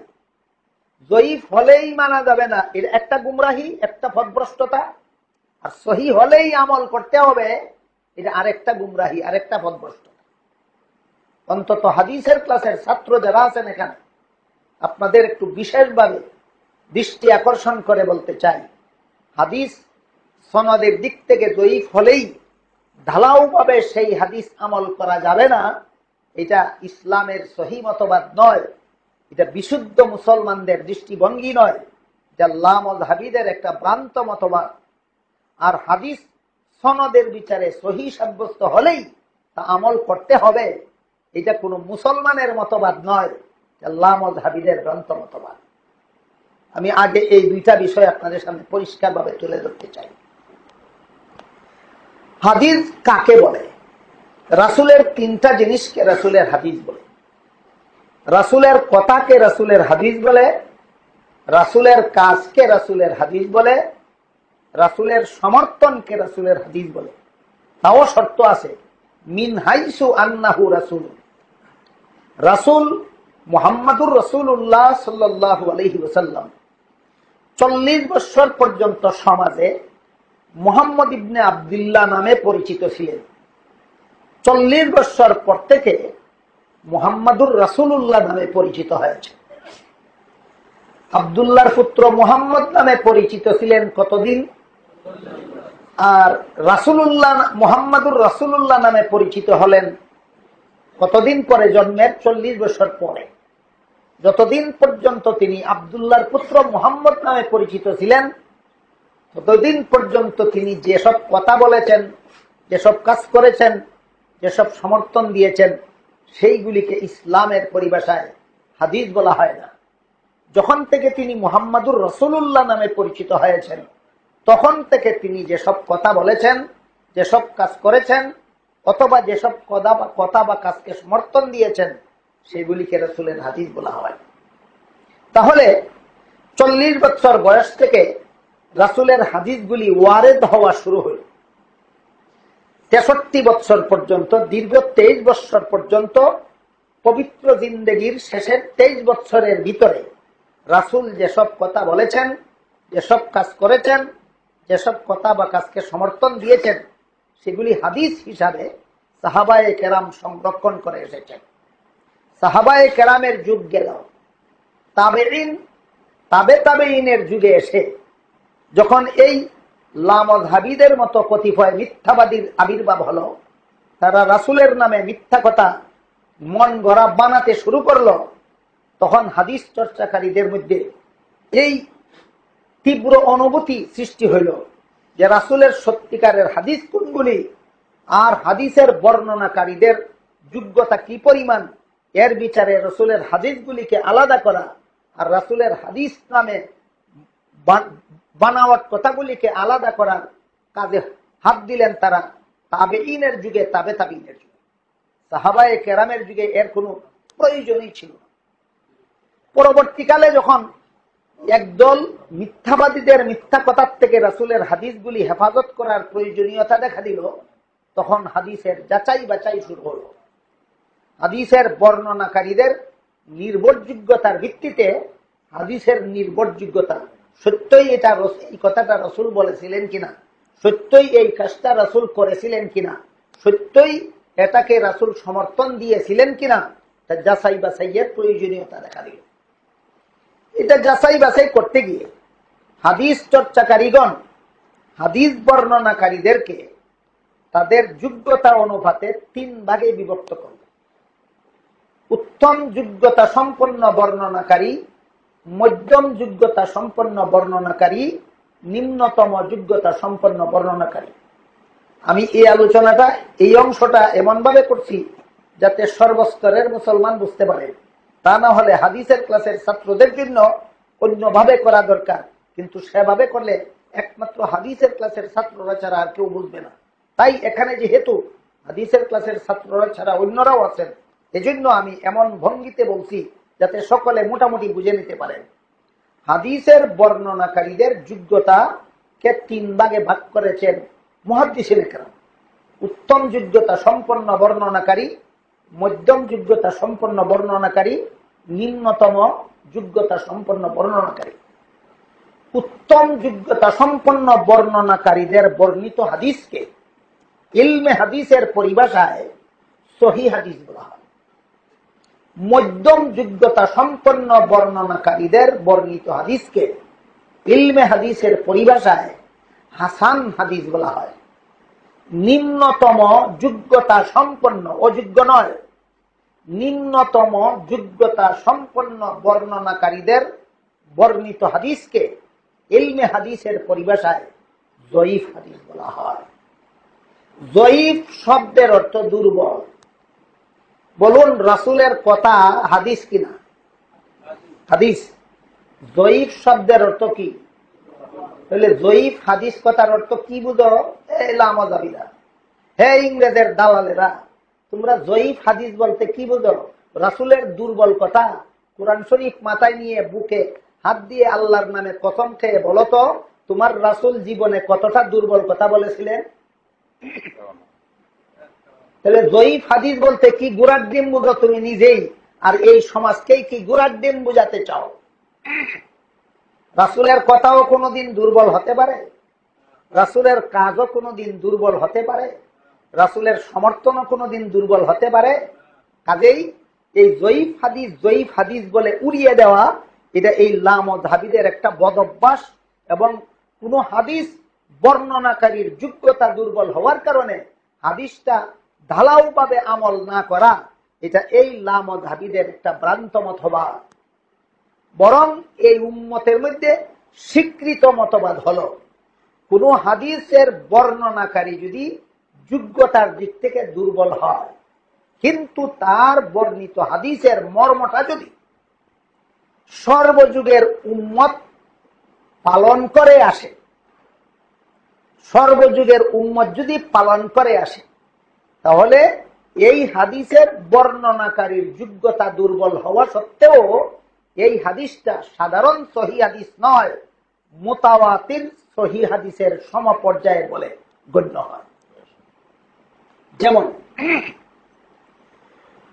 উত্তরাধিকারীদের জন্য ওসিয়ত চলবে না, লা ওসিয়াতা লিওয়ারিসিন, এই মর্মে একটা হাদিস আছে। এই হাদিসের বর্ণনাকারীদের মধ্যে এমন বর্ণনাকারী আছেন যার যোগ্যতা দুর্বল। অযোগ্য না দুর্বল? ওই বর্ণনাকারীর যোগ্যতা দুর্বল, এই কথাটা বুঝাইয়া লামাযাবিরা বলে না, বলে হাদিস দুর্বল। নাউযুবিল্লাহি মিন যালিক। রাসূলের কথা যদি হাদিস হইয়া থাকে, হাদিস দুর্বল হয় কিভাবে? আপনাদের রাসূল কি দুর্বল কথা বলেছিলেন জীবনে একটাও? সুতরাং জয়ীফ হাদিস বলতে কাকে বোঝায় এটা নিজেরাই বুঝে না। খামোখা সমাজে জয়ীফ হাদিস বলে একটা বিভ্রান্তি চলাতে চায়। যেমন ভাবে ওসিয়ত সংক্রান্ত হাদিসটা সনদের দিক থেকে বর্ণনাকারীর যোগ্যতা দুর্বল, কিন্তু এই দুর্বল যোগ্যতা সম্পন্ন বর্ণনাকারীর জন্মের আগের থেকেই এই হাদিসের মর্ম সর্বযুগের উম্মত পালন করে এসেছেন। কাজেই সনদের দিক থেকে এটা দুর্বল হলেও সহিহ মুতাওয়াতির হাদিসের সমপর্যায়ে গণ্য হয়ে গেছে। ওসিয়ত সংক্রান্ত হাদিসটা যেই রকম, রাসূল যে রমজান মাসে 20 রাকাত তারাবির নামাজ পড়তেন, এই হাদিসটাও সেই রকম। উদাহরণটা বুঝলে আমাদের আলোচ্য হাদিসটা বোঝা আপনাদের জন্য সহজ হয়ে যাবে। উদাহরণ হল ওসিয়ত সংক্রান্ত হাদিস। ওয়ারিসের জন্য ওসিয়ত জায়েজ নেই। এই যে এই মর্মে যে হাদিসটা আছে, হাদিসের সনদ জয়ীফ, কিন্তু হাদিসের সনদ জয়ীফ সাব্যস্ত হওয়ার আগের থেকেই সর্বযুগের উম্মত এই হাদিসের মর্ম আমল করে এসেছেন। যে হাদিস পরবর্তীকালে সনদের বিচারে জয়ীফ সাব্যস্ত হওয়া সত্ত্বেও পূর্বকাল থেকে এই হাদিসের মর্ম উম্মত আমল করে এসেছে, সেই হাদিস শুধু সনদের বিচারে জয়ীফ সাব্যস্ত হলেও মর্যাদা তার সহিহ মুতাওয়াতিরের পর্যায়ে চলে যায়। এই ওয়ারাসত সম্পর্কে, ওয়ারিসের ব্যাপারে, ওসিয়ত সম্পর্কে যে এই হাদিসের যেই বিধান, তারাবির নামাজ 20 রাকাত আল্লাহ রাসূল পড়েছেন, এই হাদিসেরও সনদ জয়ীফ, কিন্তু সর্বযুগের উম্মত এই হাদিসের সনদ জয়ীফ সাব্যস্ত হওয়ার আগের থেকেই সাহাবায়ে কেরাম, তাবেঈন, তাবে তাবেঈন, আইম্মায়ে মুজতাহিদিন, খুলাফায়ে রাশিদিন সবাই এই তারাবির নামাজ 20 রাকাতের আমল করে এসেছেন। এবার বলুন, যে হাদিসের বর্ণনায় আছে তারাবির নামাজ 20 রাকাত, এই হাদিসের বর্ণনাকারী জয়ীফ হলেও এই জয়ীফ বর্ণনাকারীর জন্মের আগের থেকে খুলাফায়ে রাশিদিন, সাহাবা, তাবেঈন থেকে সর্বযুগের উম্মত এই তারাবির নামাজ 20 রাকাত পরে আসছেন কিনা? তাহলে এই হাদিসের সনদটা জয়ীফ হলেই হাদিস জয়ীফ রইল না সহিহ মুতাওয়াতিরের পর্যায়ে চলে গেল? এমন হাদিসের শুধু সনদটা জয়ীফ হলেই তা আমল করা যাবে না, এটা কোনো বিশুদ্ধ মুসলমানের আকীদা বিশ্বাস নয়। একমাত্র গুমরাহ পথভ্রষ্ট চরমপন্থী লামাযহাবীদের ভ্রান্ত মতবাদ যে কোনো হাদিস শুধু সনদ জয়ীফ হলেই তা আমল করা যাবে না, এটা ঢালাও ভাবে এই মতবাদ বিশুদ্ধ কোনো মুসলমানের নয়। ঢালাও ভাবে এই মতবাদ চরমপন্থী লামাযহাবীদের, এটা বিশুদ্ধ মতবাদ নয়, এটা ভ্রান্ত মতবাদ। এই জন্য বলেছিলাম কোন হাদিস সনদের বিচারে জয়ীফ সাব্যস্ত হলেই তা ঢালাও ভাবে আমল করা যাবে না, এটা ইসলামের বিশুদ্ধ মতবাদ নয়, এটা লামাযহাবীদের ভ্রান্ত মতবাদ। পক্ষান্তরে কোন হাদিস সহিহ হলেই আমল করতে হবে, এটা আরেকটা ভ্রান্ত মতবাদ। কোন হাদিস সহিহ হলেই আমল করতে হবে, এটা আরেকটা ভ্রান্ত মতবাদ। হাদিস সহিহ হলে আমল করবেন দূরের কথা, কোন কথা কোরআনে থাকলেই আমল করতে হবে, এইটাও ভ্রান্ত মতবাদ। হাদিসের আলোচনাটা একটু পরেই করি, কোরআনের আলোচনাটা একটু করে দেখি। দেখুন তো, আপনারা হাফিজ সাহেবকে জিজ্ঞাসা করুন তো কোরআনে এই আয়াত আছে কিনা, ওয়া আলাল্লাযীনা ইউতিকুনাহু ফিদিয়াতুন তুআমু মিসকিন, ওয়া আলাল্লাযীনা ইউতিকুনাহু ফিদিয়াতুন তুআমু মিসকিন। বলুন আয়াতটা কোরআনে আছে কিনা? আয়াতটা আল্লাহ যখন নাজিল করেছিলেন তখন এই অর্থে নাজিল করেছিলেন, যারা রোজা রাখার সামর্থ্য রাখে তারাও ফিদিয়া দিলে রোজা না রাখলে চলবে। রোজা রাখার সামর্থ্য যাদের আছে তারাও রোজা না রেখে ফিদিয়া দেওয়া তাদের জন্য জায়েজ আছে। এই অর্থ বুঝিয়ে আল্লাহ আয়াতটা নাজিল করেছিলেন। বলুন আয়াতটা এখনো কোরআনে আছে কি? আমল করা যাবে? কেন? ওইটা সাময়িক একটা বিধান ছিল, পরবর্তীতে সেই বিধান রহিত করে দেওয়া হয়েছে। আয়াত আছে বিধান রহিত, আয়াত আছে বিধান রহিত। কাজে কোরআনে আছে বলেই আমল করবেন, না রহিত না বলবৎ তা দেখতে হবে। রহিত না বলবৎ তা দেখতে হবে। রহিত না বলবৎ দেখতে রাজি না, কোরআনে আছে আমল করব না কেন, এটা গুমরাহি মতবাদ, এটা কোনো ইসলামী মতবাদ নয়। গেল কোরআনের কথা, এবার আসুন হাদিসের কথায়। সহিহ হাদিসে উল্লেখ আছে রাসূল করিম সাল্লাল্লাহু আলাইহি ওয়াসাল্লাম নিকাহে মুতার অনুমতি দিয়েছেন। সাময়িক বিয়ে যাকে বলা হয়, একটা পুরুষ একটা নারীকে বলবে তোমাকে আমি এত টাকার বিনিময়ে এতদিনের জন্য বিয়ে করলাম। একটা পুরুষ একটা নারীকে বলবে তোমাকে আমি 500 টাকার বিনিময়ে আজ রাতের জন্য বিয়ে করলাম। এরকম নির্ধারিত টাকার বিনিময়ে নির্ধারিত সময়ের জন্য বিয়ে করাকে হাদিসের ভাষায় নিকাহে মুতা বলা হয়, বাংলায় সাময়িক বিয়ে বলা হয়। সহিহ হাদিসে আছে আল্লাহ রসুল এইরকম বিয়ের অনুমতি দিয়েছেন সাহাবায়ে কেরামকে, এবং সাহাবায়ে কেরাম এই অনুমতি পাওয়ার পরে এইভাবে সাময়িকভাবে বিয়ে করেছেন। হাদিস সহিহ। কিন্তু হাদিস এখনো আছে, হাদিসের সনদ সহিহ। আমল করা যাবে? কোন মুসলমানের জন্য আমল করা হালাল হবে? হবে না। তাহলে হাদিস সহিহ হলেই আমল করতে হবে, আর জয়ীফ হলেই আমল করা যাবে না। দুটোটাই লামযহাবীদের ভ্রান্ত মতবাদ। হাদিস জয়ীফ হলেই আমল করা যাবে না, এটা লামযহাবীদের একটা গুমরাহি, আর হাদিস সহিহ হলেই আমল করতে হবে, এটা লামযহাবীদের আর একটা গুমরাহি। ঠিক তেমনি ভাবে সহিহ হাদিসে উল্লেখ আছে রাসূল করিম সাল্লাল্লাহু আলাইহি ওয়াসাল্লাম একত্রে 9 বিবি তার ঘরে রেখেছিলেন। আশা করি আপনারা যারা আলেম নন তারাও জানেন যে রাসূল তার ঘরে একত্রে 9 জন বিবি রেখেছিলেন। এটা সহিহ হাদিসে আছে। সহিহ হাদিসে আছে বলেই মুসলমান আমল করতে হবে। তাহলে এটা তো রাসূলের বৈশিষ্ট্য ছিল, উম্মতের জন্য হালাল নয়। সুতরাং যে হাদিসের বিবরণ সাময়িক ছিল, পরবর্তীকালে তার বিধান রহিত হয়ে গেছে, হাদিস সহিহ হওয়া সত্ত্বেও কোন মুসলমানের জন্য সেই সহিহ হাদিসের উপর আমল করা হালাল নয়। ঠিক তেমনি ভাবে যে সহিহ হাদিসের বিষয়টা শুধু রাসূলের জন্য বৈশিষ্ট্যপূর্ণ, উম্মতের জন্য নয়, সেই হাদিসের সনদ সহিহ হওয়ার কারণেই উম্মতের জন্য আমল করা হালাল নয়। কোন উম্মত যদি মনে করে লামযহাবীদের মতো যে রাসূল যেহেতু 9 বিবি রেখেছিলেন, সহিহ হাদিসে আছে, তাই এটা আমল করা আমাদের জন্য হালাল, যে মনে করবে হালাল সে মুসলমান থাকবে না, সে কাফের হয়ে যাবে। এইভাবে আলোচনা করতে থাকলে জয়ীফ হাদিস জয়ীফ হওয়া মাত্রই যে আমলের অযোগ্য হয়ে যায় না, আর হাদিস সহিহ হওয়া মাত্রই যে আমলের যোগ্য হয়ে যায় না, এই বিষয়টা সবিস্তারে উদাহরণ সহ আলোচনা করতে থাকলে বাকি কথাগুলি আজকে আলোচনা করা যাবে না। এজন্য আজকের মতো উদাহরণ স্বরূপ শুধু কয়েকটা ঘটনাই আপনাদের সামনে পেশ করলাম, যে সহিহ হাদিস পাওয়া মাত্রই আমল করা দূরের কথা, কোরআনের আয়াতে পাওয়া মাত্রই আমল করা যাবে না, দেখতে হবে বিধান রহিত না বলবৎ। ঠিক তেমনি ভাবে কোন বিষয় সহিহ হাদিসে পাওয়া মাত্রই আমল করা যাবে না, প্রথমত দেখতে হবে বিধান রহিত না বলবৎ। দ্বিতীয় পর্যায়ে দেখতে হবে বিধান উম্মতের জন্য ব্যাপৃত না রাসূলের বৈশিষ্ট্যপূর্ণ।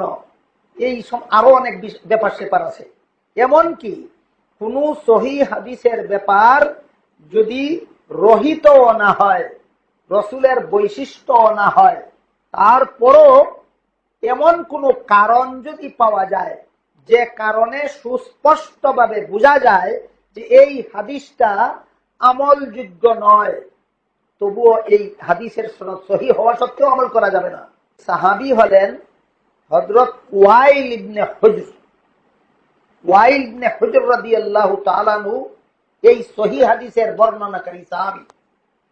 তিনি বলেন তিনি একাধারে 20 দিন পর্যন্ত ইসলাম গ্রহণ করার পরে একাধারে 20 দিন পর্যন্ত রাসূলের সাথে সাথে রয়েছেন। রাসূলও তাকে সাথে সাথে রেখেছেন নামাজ শিক্ষা দেওয়ার জন্য। রাসূল তাকে সাথে নিয়ে নামাজ পড়েছেন যেন রাসূলের নামাজ দেখে দেখে তিনি নিজে নামাজ শিখতে পারেন। এই 20 দিনের মধ্যে হযরত ওয়াইল বলেন 3টা নামাজে রাসূল আমিন জুড়ে বলেছেন। কতটা নামাজ? 3টা নামাজ। কোন 3টা নামাজে তা উল্লেখ নেই। আমরা যদি ধরে নিই যে একদিনের মাগরিবের নামাজে, আরেক দিনের এশার নামাজে, আরেক দিনের ফজরের নামাজে, তাহলে 20 দিনের মধ্যে কতদিন রাসূল আমিন জুড়ে বললেন? 3 দিন। এর চেয়ে বেশি দিন হিসাব করার কোনো উপায় নাই, সম্ভাবনাই নেই। যদি একদিনের 3 নামাজে রাসূল আমিন জুড়ে বলে থাকেন তাহলে তো 20 দিনের মধ্যে মাত্র একদিন আমিন জুড়ে বলেছেন।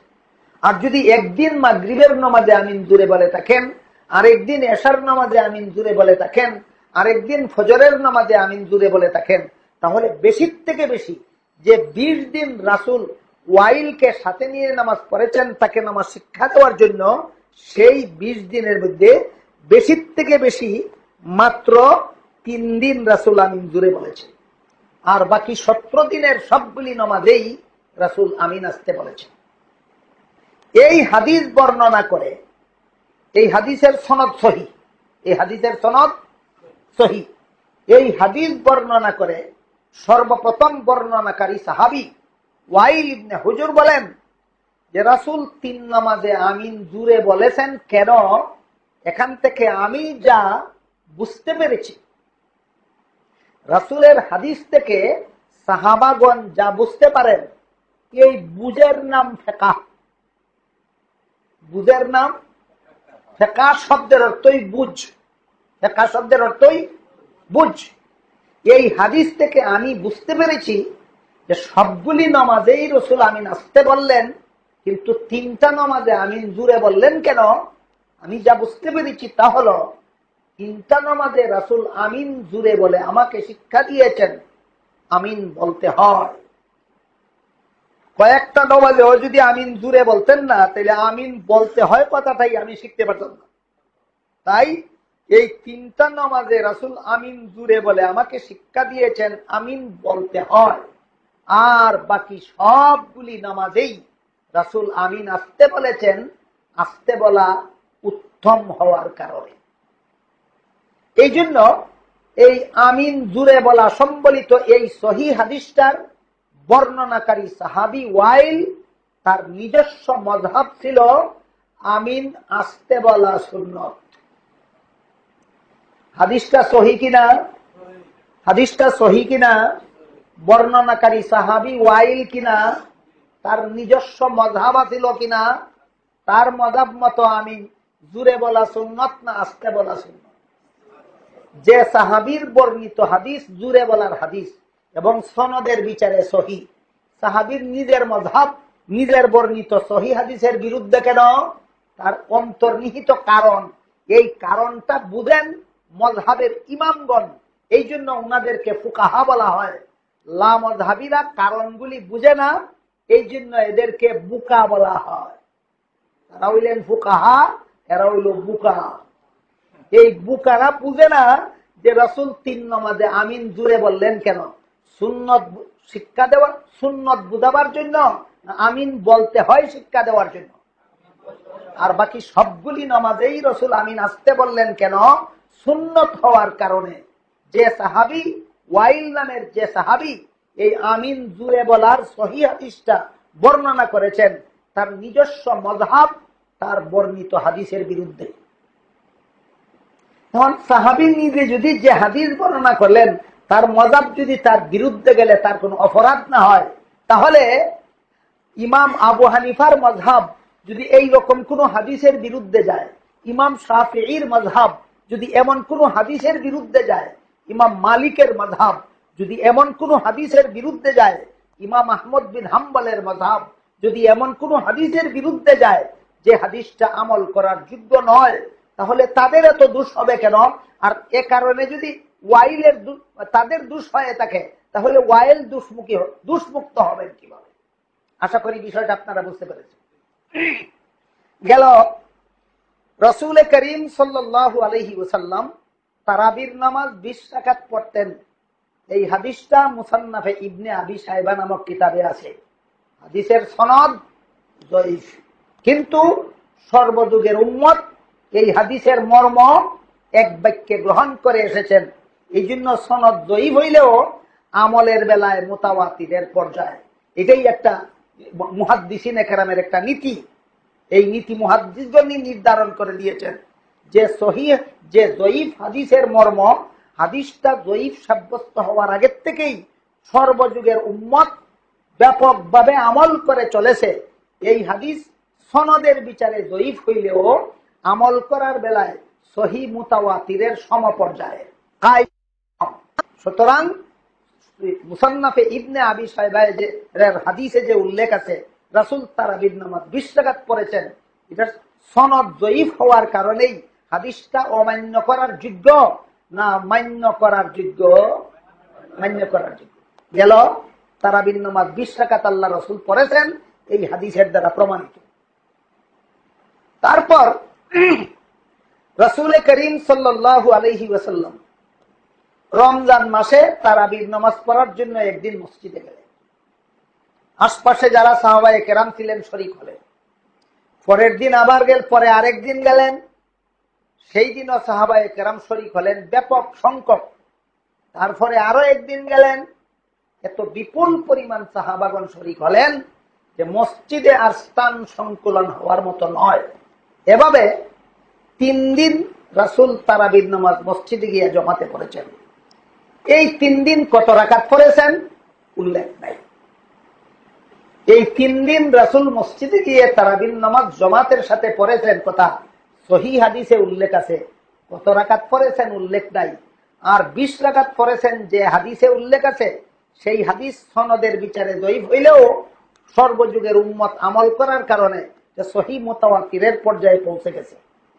এরপর রাসূলের যুগের পরে হযরত আবু বকর সিদ্দিক রাদিয়াল্লাহু তাআলা আনহুর খেলাফতকালই ছিল অতি অল্প সময়। এর মধ্যে বিভিন্ন ফিতনা দমনে তার সময়টুকু চলে যায়। এজন্য এই খুঁটিনাটি মাসআলা মাসাইলের ব্যাপারে হযরত আবু বকরের মনোযোগ দেওয়ার সুযোগ হয়নি। হযরত আবু বকর সিদ্দিক রাদিয়াল্লাহু আনহুর পর হযরত উমর ফারুক রাদিয়াল্লাহু আনহু যখন খলিফা সাব্যস্ত হলেন, আমি আশা করি একথাটা আপনাদেরকে বলার অপেক্ষা রাখে না, প্রয়োজন নাই যে হযরত আবু বকর, হযরত উমর, হযরত উসমান, হযরত আলী রাদিয়াল্লাহু তাআলা আনহুম আজমাইন, তারা 4 জনকেই রাসূলের খুলাফায়ে রাশিদিন বলা হয়। হাদিস শরীফে একটা সহিহ হাদিসে উল্লেখ আছে, রাসূল করিম সাল্লাল্লাহু আলাইহি ওয়াসাল্লাম বলেন, আলাইকুম বিসুন্নতি ওয়া সুন্নাতিল খুলাফাইর রাশিদিন আল মাহদিয়্যিন, আমার সুন্নাত এবং আমার খুলাফায়ে রাশিদিনের সুন্নাত তোমাদের জন্য অবশ্যই পালনীয়। রাসূলের সুন্নাত আমাদের জন্য যেমন ভাবে অবশ্য পালনীয়, রাসূলের খুলাফায়ে রাশিদিনের সুন্নাত আমাদের জন্য অবশ্য পালনীয়। যেমন রাসূল করিম সাল্লাল্লাহু আলাইহি ওয়াসাল্লামের যুগে জুমআর নামাজের জামাতের জন্য একটি মাত্র আযান দেওয়া হতো। রাসূলের 3য় খলিফা উসমান রাদিয়াল্লাহু আনহু 2 আযানের সুন্নাত চালু করেন। 1 আযান রাসূলের সুন্নাত, 2 আযান খলিফায়ে রাশিদের সুন্নাত। আপনারা বলুন তো, 1 আযানের সুন্নাত অস্বীকার করবেন না 2 আযানের সুন্নাত অস্বীকার করবেন? না উভয় সুন্নাত অবশ্য পালনীয়। 1 আযান রাসূলের সুন্নাত আর 1 আযান খলিফায়ে রাশিদের সুন্নাত। সহিহ হাদিসে উল্লেখ আছে, রাসূল বলেন, আমার সুন্নাত যেমন ভাবে তোমাদের জন্য অবশ্য পালনীয়, আমার খুলাফায়ে রাশিদিনের সুন্নাত তোমাদের জন্য তেমনি ভাবে অবশ্য পালনীয়। কাজেই জুম্মার 1 আযান রাসূলের সুন্নাত হিসাবে আমরা দেব, 2য় আযান রাসূলের খলিফায়ে রাশিদের সুন্নাত হিসাবে আমরা দিচ্ছি। পরিষ্কার হয়ে গেল যে রাসূলের সুন্নাত যেভাবে উম্মতের জন্য অবশ্য পালনীয়, রাসূলের খুলাফায়ে রাশিদিনের সুন্নাত উম্মতের জন্য অবশ্য পালনীয়। রাসূলের 2য় খলিফা ছিলেন হযরত উমর ফারুক রাদিয়াল্লাহু তাআলা। বহু হাদিসে, অনেকগুলি সহি হাদিসেও পরিষ্কারভাবে বর্ণিত আছে যে হযরত উমর ফারুক রাদিয়াল্লাহু তাআলা আনহু মসজিদে নববীতে রাসূল করিম সাল্লাল্লাহু আলাইহি ওয়াসাল্লামের মসজিদে নববীতে হযরত উবাই ইবনে কাব রাদিয়াল্লাহু আনহুর ইমামতিতে 20 রাকাত তারাবির নামাজের জামাত প্রতিদিন পড়ার মতো ব্যবস্থা চালু করেছেন হযরত উমর হযরত উবাই ইবনে কাবের ইমামতিতে মসজিদে নববীতে। এই মসজিদের এক পাশে হযরত আয়েশার কামরা, হযরত আয়েশা রাদিয়াল্লাহু তাআলা আনহা এই কামরায় বসবাস করতেন। এই কামরার সংলগ্ন মসজিদে 3 খলিফার যুগের খুলাফায়ে রাশিদিন এই তারাবির নামাজ 20 রাকাত জামাতের সাথে পড়ছেন। তাইলে এই তারাবির নামাজ 20 রাকাত জামাতের সাথে খুলাফায়ে রাশিদিন পড়েছেন, যা হযরত আয়েশার চোখের সামনের ঘটনা। হযরত আয়েশা তো কোনোদিন কোনো আপত্তি তুলেননি যে সমস্ত সাহাবাগণ উমরের চালু করা তারাবির নামাজের 20 রাকাতের জামাতে অংশগ্রহণ করেছেন। কেউ কোনোদিন কোনো আপত্তি তুলেননি যে সমস্ত তাবেঈন উমরের চালু করা 20 রাকাত তারাবির নামাজের জামাতে অংশগ্রহণ করেছেন। কেউ কোনোদিন আপত্তি করেননি যে রাসূল এমনটা করেননি, আপনি করলেন কেন? রাসূল 20 রাকাত পড়েছেন হাদিসে উল্লেখ আছে, কিন্তু রাসূল প্রতিদিন তারাবির নামাজ জামাতে পড়েননি কথাটা হাদিসে আছে।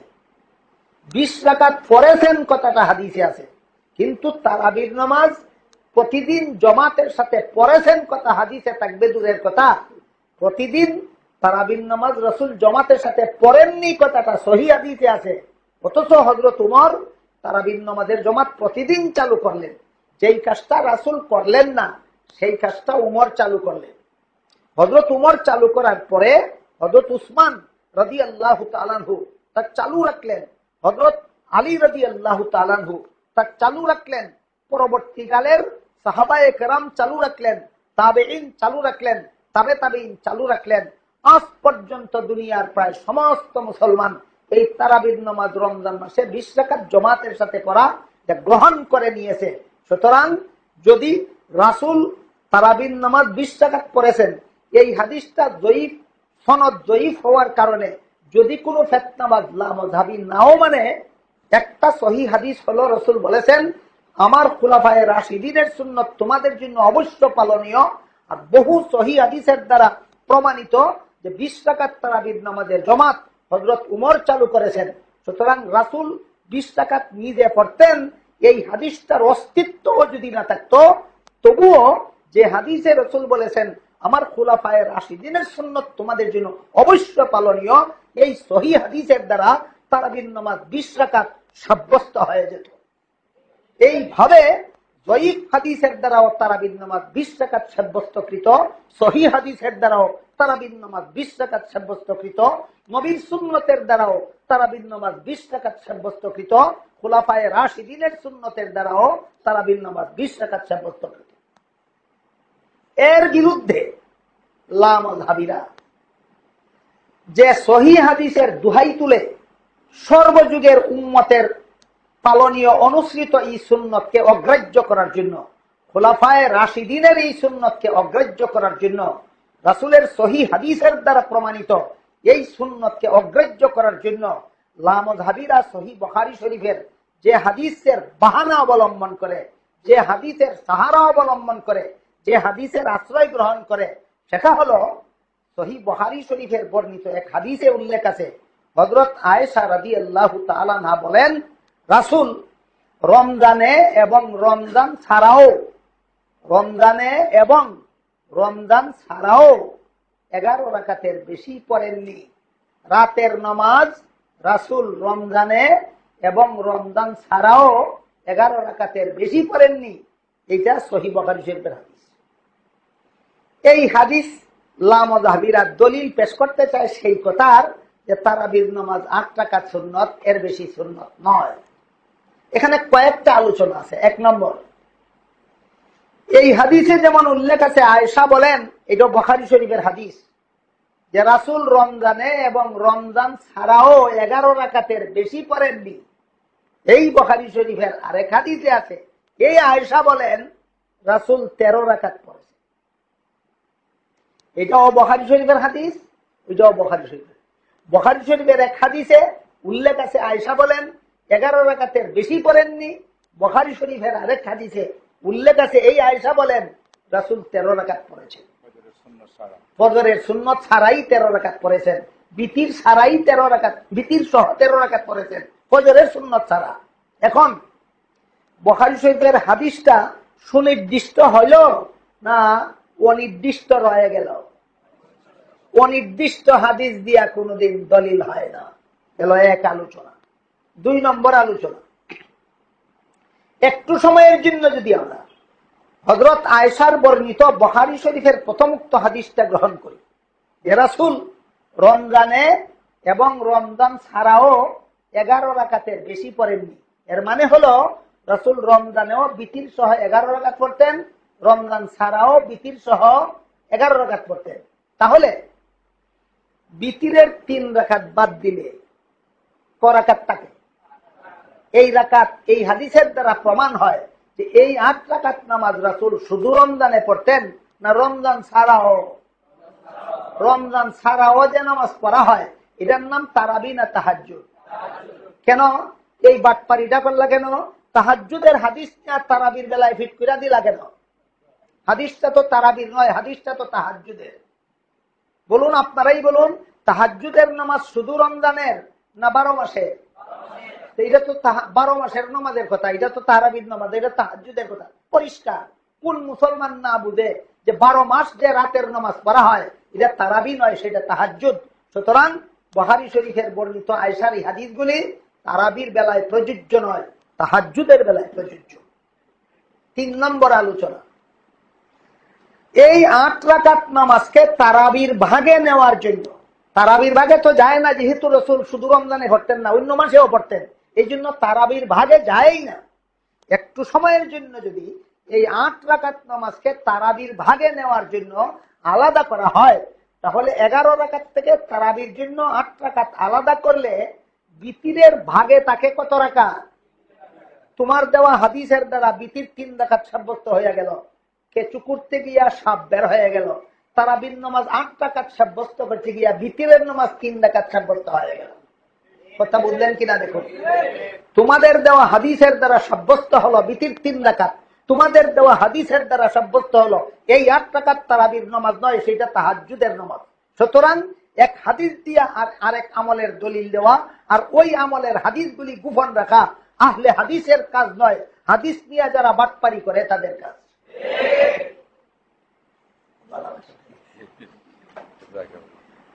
আরো অনেক কথা আপনাদের বলার আমার ইচ্ছা ছিল, কিন্তু আমার গলার আওয়াজ বসা, আজকে আর বলতে পারছি না। ইনশাআল্লাহ আর কোনোদিন সুযোগ পেলে আরো কিছু কথা বলার চেষ্টা করব। আমি এখন আশা করি মুফতি সাহেব হুজুর দামাত বারাকাতুহুম ফাতিমা হিসাবে কিছু বলে দোয়া করে দেবেন।